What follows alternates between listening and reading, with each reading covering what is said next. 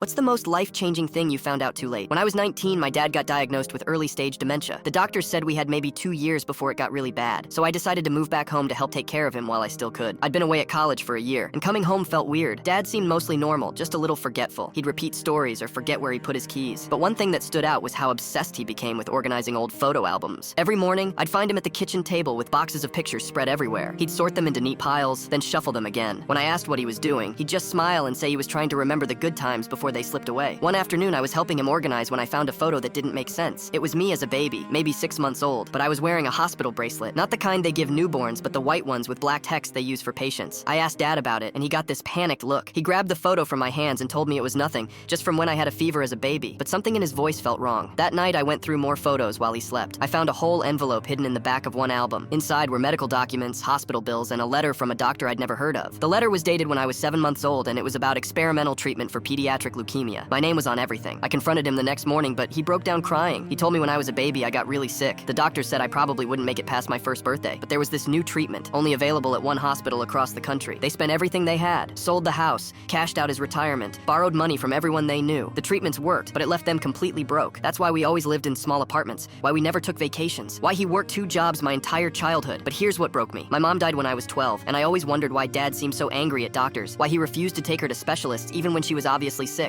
Now I understood. He'd spent everything saving me when I was too young to remember. When Mom needed help, there was nothing left. I'm alive because they chose to save me first, and she died because they couldn't afford to save her too. Sometimes the person who sacrifices everything for you is the same person who can't save everyone else.